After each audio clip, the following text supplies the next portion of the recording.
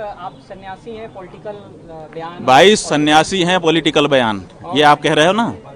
ये हमने ये देखिए, हम सन्यासी हैं, पॉलिटिकल बयान नहीं देना चाहिए, बिल्कुल सही, एकदम सही है। हम इस सिद्धांत के हैं, लेकिन पॉलिटिकल वाले को भी तो धर्म के मामले में नहीं करना चाहिए, आगे बढ़ना चाहिए। पॉलिटिकल वाला धर्म के मामले में आगे बढ़े, आप लोग उसका समर्थन करो।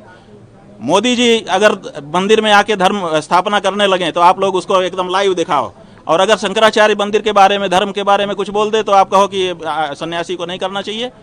राजनीतिज्ञ लोग धर्म में हस्तक्षेप बंद करें, हम गारंटी दे रहे हैं कि हम राजनीति में बोलना बंद कर देंगे। लेकिन आप हमारे धर्म में निरंतर हस्तक्षेप करते चले जा रहे हो और हम धर्म के बारे में ना बोलें। अच्छा, जो राजनीतिज्ञ हैं, क्या उनके जीवन में अगर जो धर्म है उसका पालन उनको नहीं करना चाहिए? क्या हमको एक धर्माचार्य के रूप में किसी को सच्चा हिंदू तो नहीं बताना चाहिए? क्या हमको विश्वासघात जैसा जो पाप है उसके बारे में लोगों को, जनता को सचेत नहीं करना चाहिए कि देखो, अगर तुम धार्मिक हो तो तुमको किसी के साथ विश्वासघात नहीं करना चाहिए? ये बात हमको नहीं कहनी चाहिए। हमने कोई राजनीति की बात नहीं कही, हमने धर्म की बात कही है। क्यों? क्योंकि केवल हम हिंदू हैं कह देने से नहीं होगा। जब हम धर्म के मर्म को जानेंगे और उसको अपने जीवन में अपनाएंगे तभी हम हिंदू होंगे। तो धार्मिकता अपने सच्चे स्वरूप में लोगों के जीवन में प्रतिष्ठित हो, उसकी व्याख्या समय समय पर अगर धर्माचार्य नहीं करेगा तो धर्माचार्य अपना कार्य नहीं कर रहा है, यह माना जाएगा। इसलिए जहाँ जैसा मौका होता है वहाँ हम धर्म की व्याख्या करते हैं। हमारा राजनीति से कोई लेना देना नहीं है, लेकिन राजनीतिज्ञ को भी अपने जीवन में धर्म का पालन करना चाहिए, विश्वासघात जैसा कार्य नहीं करना चाहिए। समझ गए कि नहीं? ये कहा गया है, मित्रद्रोही कृतघ्नश्च यश्च विश्वासघातकः त्रयस्ते नरकम यान्ति यावदाभूत संप्लवम। मित्र का द्रोह करना, किसी ने आपके ऊपर उपकार किया है उसको भुला देना, और विश्वास का घात करना, ये जो 3 लोग हैं, ये जब तक प्रलय नहीं हो जाता है तब तक के लिए नरक में धकेल दिए जाते हैं। तो ये बात हम हिंदू को ना बताएं कि विश्वासघाती मत बनो, क्यों ना बताएं? हमारा अधिकार है, कर्तव्य है। वो हमारे देश के प्रधानमंत्री हैं और उनसे हमारी कोई व्यक्तिगत रंजिश नहीं है। हम सच बता रहे हैं कि इस देश में हमसे बड़ा नरेंद्र मोदी का कोई हितैषी नहीं है। क्यों? क्योंकि आप लोग उनको प्रधानमंत्री के रूप में देखते हो, नेता के रूप में देखते हो।